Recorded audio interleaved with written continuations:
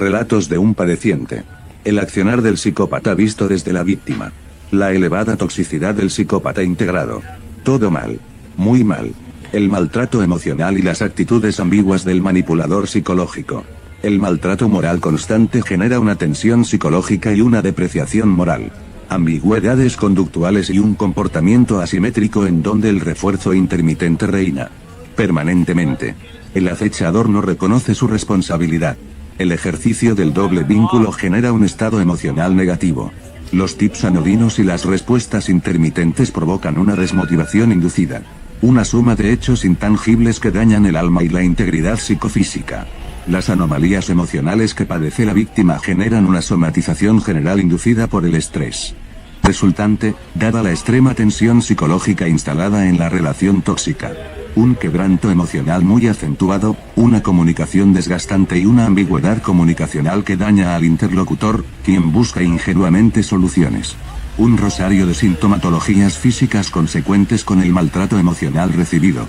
Agresiones anodinas casi imperceptibles como los olvidos, supuestos descuidos y demandas permanentes de parte del agresor. La continua interrupción del diálogo con la víctima. Esta termina monologando sin sentido. Por momentos el agresor se muestra atento en apariencia, pero subyacen agresiones imperceptibles. Demandas ingenuas, descuidos y un sesgo burlón muy en el fondo de su comportamiento. Un silencio artificial se genera en el ambiente, en apariencia normal. Aparecen frases, expresiones y acciones desmotivadoras que contrarrestan las acciones proactivas de las víctimas, que no son tenidas en cuenta, dando lugar a una extraña rutina en donde la conversación es vaga y pasatista y la relación solo funciona dentro de lo simple y del diario quehacer, pues no existe un flujo enriquecedor en la relación de pareja. Todo es chato, doméstico y vulgar. Es vivir anclado en lo básico, sin deseos de crecimiento interior. Cierto autismo primitivo como una zona de confort psicológica elemental que el trastornado defiende a ultranza. Durante las jornadas y el convivir diario, el desgaste psicofísico y la caída de energía es notable en el padeciente y en apariencia todo transcurre normalmente pero de modo muy paulatino un sordo asedio destructivo altera el espíritu, la moral, despersonalizando a la víctima. Por cuanto es sorprendente cómo la razón queda sometida a la manipulación emocional del trastorno ajeno. El gota a gota y el refuerzo intermitente laceran el alma. Un mecanismo permanente en donde, las sutiles indirectas, los comentarios distractivos e incongruentes y las preguntas anodinas, sistemáticas, muchas de ellas carentes de sentido, obliga a la víctima a perderse en sí misma en un juego de palabras sin sentido. La descalificación sutil y la permanente provocación psicopática, impulsan a la víctima a dirigirse con énfasis al depredador y en un acto de firmeza y coraje temporal, le expresa a este de su mal accionar. El trastornado guarda un silencio visceral y una actitud de blindaje impertérrito, que aumenta exponencialmente. El descontrol emocional de la víctima quien al no encontrar respuestas en su agresor al ser interpelado, se funde en su propia implosión energética. Se agota y termina callando. Así el comportamiento reciclado regresa una y otra vez como si nada hubiese sucedido sin mayores altibajos en una aparente pax romana que busca normalizar lo anormal. Las expresiones pasivo-agresivas y el maltrato ambiguo inyectan un estado de profunda tristeza en la víctima, por momentos difícil de revertir. Se instala un estado de angustia permanente en donde la maldad y la perfidia del acosador resultan protagonistas en la relación. El escenario virtual desarrollado por el atacante, en donde la inercia destructiva desbocada impera cada vez más y más. Y en donde el asedio externo resulta una anomalía que la víctima no puede procesar, pues se genera un choque de dos sustancias psicológicas de naturaleza diferente, como dos masas de aire de gradientes opuestos. Siempre producen tormentas. En un punto de la relación, la víctima empieza a buscar respuestas para conocer la verdad y que la verdad la libere. Da inicio a un proceso de búsqueda de información por fuera de la relación que le permita al acosado obtener la libertad moral y psicológica que ha perdido en la misma. Y en un arrebato muy íntimo de rescate de su soberanía moral, comienza un derrotero silencioso para liberarse de esa pesadilla que vive despierta todos los días de su vida. Es así que la víctima comienza a descubrir un campus de acción más terrorífico, más profundo y más dañino, conforme va tomando conciencia de la terrible realidad. El conocimiento de la triste verdad que la asiste, lejos de tranquilizarla, aumenta considerablemente el padecer interno de la persona maltratada. no por el aumento de la agresión del perverso, que de alguna manera es lineal, constante y robótica por momentos, por parte del agresor. Quien descubre la gravedad del mal en toda su dimensión aumenta su sufrimiento porque toma conciencia de la complejidad del problema en el que se encuentra.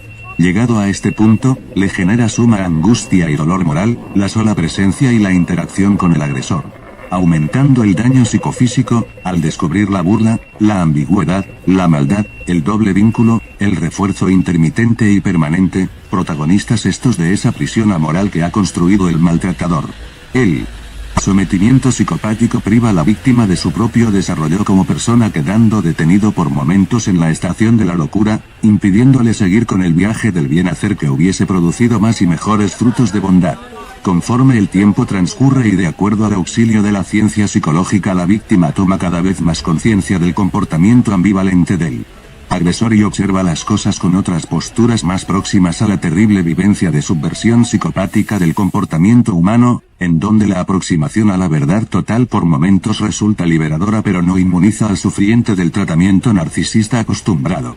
El agresor minimiza, ignora, relativiza e impugna los aciertos, las colaboraciones y el buen proceder de la víctima. Quien presa de la aprobación permanente de quien la somete ha perdido su propia valía y su propia autorreferencia. El placer del empoderamiento artificial que construye el narcisista en derredor de su persona objeto, fabricando e induciendo a permanentes anomalías ambientales, generando problemas para luego ofrecer soluciones en el ataque sistemático de la armonía de los otros. El narcisista no sabe nadar, y no tolera ver a los demás haciéndolo. Por cuanto vacía la pileta, dejándola sin agua, generando condiciones de igualdad a la baja. No en lo bueno. Se observa cómo el agresor disfruta del caos fabricado en su derredor como una necesidad insaciable y compulsiva de violencia proyectada en pos de su confort psíquico. Un mecanismo compensatorio de horadar en los otros permanentemente la sed insaciable de beber de las vidas ajenas. La descalificación del entorno como razón de su salvación valorativa. Su valor no procede de sí mismo, sino del desvalor proyectado en los demás. Como el cuerpo habla cuando la boca calla, las expresiones somáticas se presentan reiteradas veces en la piel del sufriente. La soledad circunstancial generada por la ausencia ocasional del agresor termina siendo el único bálsamo, disfrute y respiro temporal de recuperación del aliento de vida de la víctima. Quien queda en estado de hipervigilancia a la espera incierta del regreso de su torturador. En un ciclo interminable caos y ambigüedad. El felino mira a su víctima con desprecio. Esta sabe que él sabe que ella sabe, y solo el amarre psicológico del miedo mantiene cautivo a la víctima. Y cuanto más sabe, más sufre. Pues su valor intrínseco no está a la altura de su propia inteligencia. El comportamiento del trastornado descalifica, desaprueba, silencia, ignora, confunde, repregunta adrede, acusa, miente permanentemente. En un comportamiento lineal y pendular regresa una y otra vez a las mismas acciones de violencia soterrada. Un flujo sutil de energías negativas desembarca sin solución. De continuidad. La víctima es castigada permanentemente, haga lo que haga, y las acciones sutiles sean cuales fueren, tienen un solo móvil, el castigo. La víctima es castigada sistemáticamente por lo que hace, por lo que no hace, y cuando más hace más y más es castigada. Condenada por ser empática, condenada por ser generosa, condenada por su inteligencia, condenada por su opinión, condenada por sus consejos, condenada por sus alegrías, condenada por su suerte. La víctima, ante la incertidumbre de las acciones por venir, comienza a elucubrar en su universo mental, a modo de defensa, todo tipo de posibilidades anticipatorias. Lo cual genera ansiedad, hipervigilancia e insomnio. El perverso invierte este proceso, elucubrando posibilidades anticipadas y posibles resultados. En consecuencia él si duerme en paz. Confundir todo el tiempo para atisbar permanente la llama energética del padeciente. Agota. Distrae. Enajena. Los malignos planes son elucubrados con suma antelación. Lo que pone en ejecución fue planeado anticipadamente.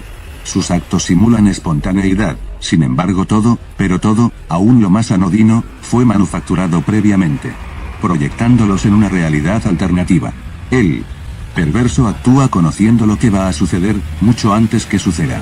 El presente de la víctima es un capítulo diferido del psicópata. El ahora del conflicto vivencial fue construido para situarlo en el futuro mediato o inmediato. Por cuanto el anómalo protoperverso cuenta con dos ventajas, sabe lo que va a pasar siempre antes. El objeto humano no lo sabe. Lógico, solo vive el presente de la acción. La frialdad del protoperverso nace de la seguridad permanente de encontrarse 3 o más jugadas adelante en el tablero de las relaciones humanas. Posee un plan B, un plan C, un plan D, un plan E, etc. El empoderamiento de la realidad en el escenario de la vida de los otros, consiste en transformar esa realidad a su favor. Ergo la víctima es predecible y vulnerable. El anómalo algorítmico. No. Quien solo conoce su propia predicción. La novedad terrorífica del acto mortal que padece la víctima, es tiempo pasado para el perverso. La víctima es envenenada con un plato sorpresa. El operador perverso disfruta con serenidad el padecer de aquella, pues ya posee otros platos en su cocina, listos para servirle.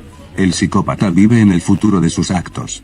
Para él, el pasado es cosa juzgada, pues su consciente se halla siempre en el futuro de su centro existencial. El objeto holográfico que proyecta al pasado inmediato, es el que interactúa en el presente de sus presas. De tal modo que cuando el damnificado realiza el pasaje al acto de su propia defensa, inicia una contienda con alguien que no está, que no es, que no tiene sustancia. Por tanto la víctima lucha contra molinos de viento, disparando sus armas en defensa propia hacia la sombra del agresor, a quien no puede abatir, malgastando sus municiones, es decir su energía psicofísica. El perverso lee a los demás no porque sea adivino, sino porque las personas normales escriben en tiempo real y a la vista de todos, al ser animales comunicacionales, por cuanto son predecibles. El perverso no puede ser leído, no porque no escriba, no porque no hable, sino porque el fechado de sus acciones no respeta el calendario de su agenda. El consciente del perverso se halla en su futuro ilusorio permanente, una guarida inexpugnable. La base de operaciones del depredador no está en el dónde, sino en el cuándo. Por cuanto no se puede hallar jamás, pues el futuro no existe. Sus oficinas no se hallan en algún lugar. Están en otro tiempo. Hacia adelante. Por impuro que parezca, el anómalo perverso es un adelantado. La mecánica consiste en permitirle a la víctima jugar con las fichas blancas, ofreciéndole una aparente ventaja como muestra de sinceridad.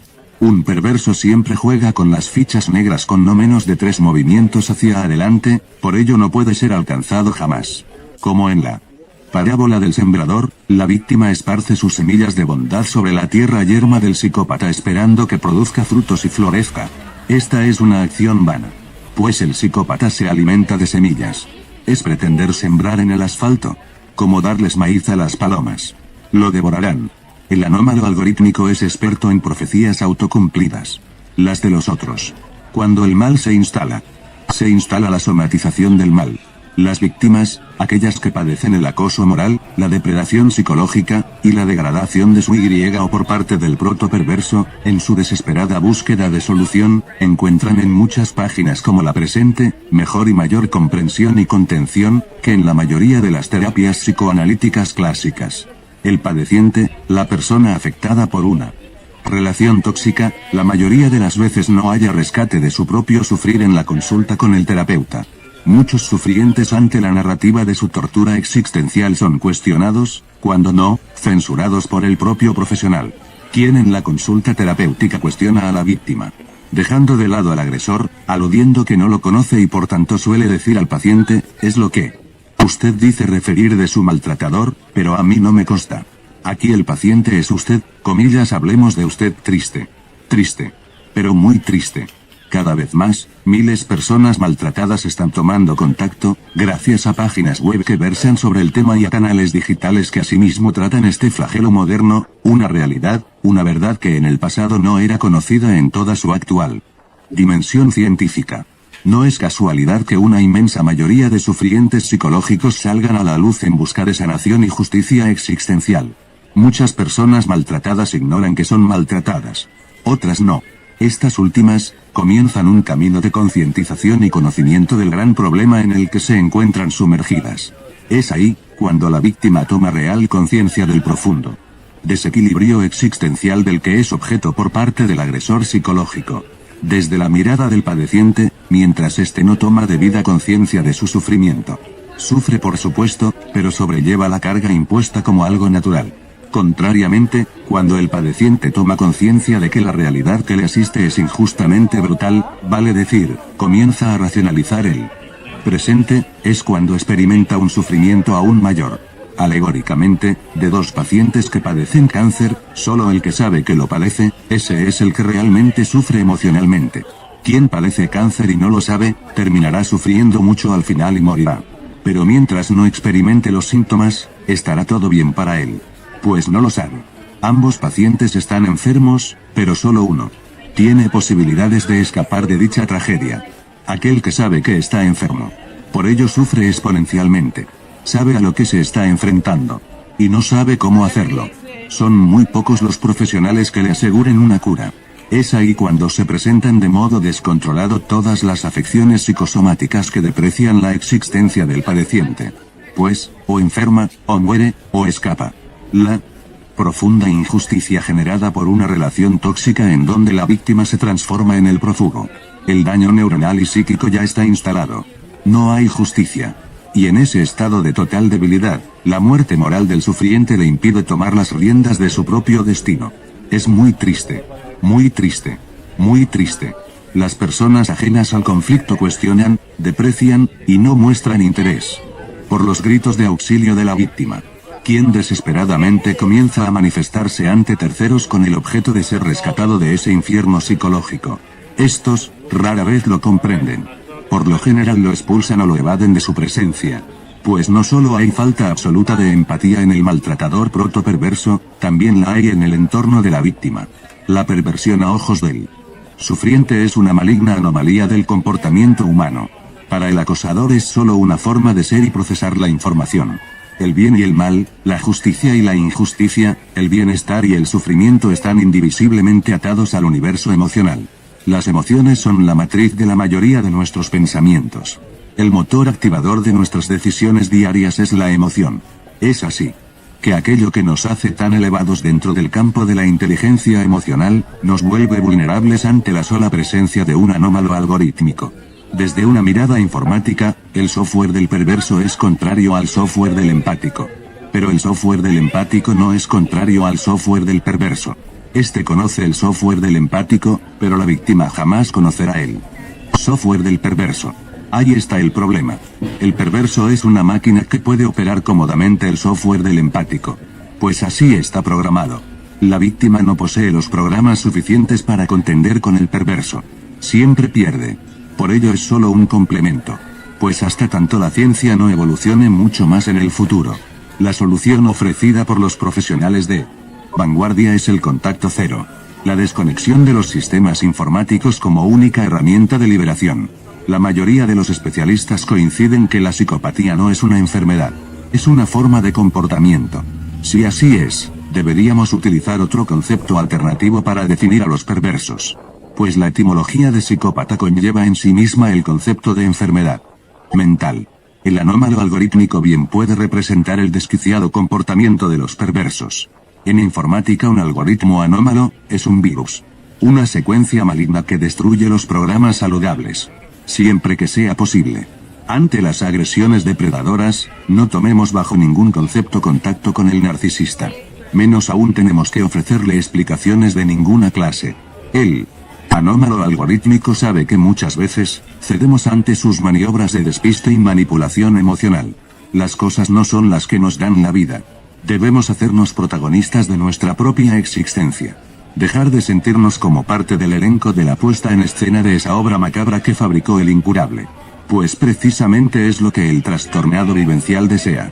Debemos tomar las riendas de nuestras vidas. Sin culpas ni ataduras. Generalmente no nos damos cuenta de lo valiosos que somos como personas, de nuestra individualidad, de nuestro ser. Hasta muy tarde en nuestras vidas. Hoy ya se sabe, que son muchas más las parejas de lo que se creía que soportan 10, 20, 30 o más años de tortura manipulatoria. La vida se va. Y no nos dimos cuenta del tremendo daño irreparable sufrido, como una condena padecida injustamente. Somos únicos. Lo valemos. Nadie vale más que uno mismo. El protoperverso está cargado de envidia, inmadurez, incompletud, con un cableado mental incurable. No ingresemos a su locura. Y mucho menos combatir en su propio terreno. Ya que en ese cuadrilátero siempre se pierde. Es harto difícil combatir con los perversos narcisistas. Pues el secreto no está en combatir, sino en ignorarlo. Dejar de ser el reflejo acartonado que el desalmado busca permanentemente en los demás. Ignóralo con todas las fuerzas. Lo pondrá en jaque. Lo obligarás a buscar otra víctima en otra parte. Pues jamás, pero jamás cambiará hasta el fin de sus días. Es muy difícil. Lo sé por mi propia experiencia. Como padeciente. La mitología popular siempre habla de los seres reptilianos. Sí. Sí. Claro que existen. Es la alegoría clásica de los depredadores integrados. Algunos de nosotros, nos hemos encontrado con la oportunidad única de reconocer la verdad del comportamiento humano, y no la realidad aparente de los individuos y la sociedad misma. La sociedad muestra su tejida red de apariencias humanas, y muy pocos descubren la trama oculta del bordado de la vida misma. En un telar o en un lienzo admiramos unas muy lindas flores bordadas.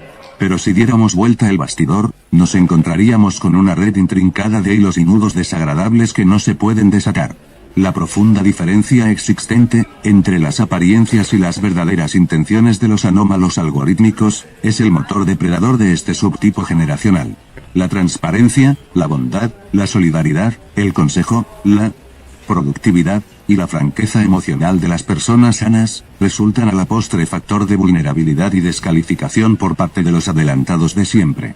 He observado con detenimiento en muchas oportunidades, en la familia, en la pareja, en las amistades, en las organizaciones, en las instituciones y por supuesto también las empresas. Cuando, enmascarados en oscuras intenciones, los personeros de la dominación social consultan bajo una falsa ingenuidad a los integrantes sociales sobre sus opiniones, o qué harían los interrogados para mejorar la empresa, la institución, la sociedad toda en definitiva. El grueso de los componentes de la organización o familia de pertenencia, muy resueltamente comienzan a expresar sus opiniones proactivas, creyendo que de esta forma están aportando a una mejor calidad existencial del todo. Y para todos. Cuando en realidad los dueños del poder, solo están monitoreando cuál es el grado de amenaza pensante evidente que posee el individuo y su conjunto. Pues con mucha hipocresía, agradecen las opiniones dadas por sus integrantes, las que serán tenidas en cuenta. Opiniones que jamás se pondrán en práctica. Pues el plan ya está trazado. Y todas las propuestas generosamente expuestas, resultaron ser el factor contralor de la masa dominada. ¿Qué piensan y cuál es su grado de desarrollo y discernimiento intelectual? Eso. Y solo eso. ¡Cuánta decepción! Como expresó Jesucristo, hipócritas. Pues sois semejantes a tumbas que por fuera lucen blancas, limpias y llenas de flores. Pero por dentro están llenas de toda podredumbre humana. Las buenas personas y los perversos narcisistas siempre han existido. Son los hijos de la luz y los hijos de este mundo nombrados en el Evangelio. De quienes Jesús dijo, guardaos de los hijos de este mundo, pues son más astutos en el trato con sus semejantes que los hijos de la luz. Por cuanto, sed astutos como serpientes y sencillos.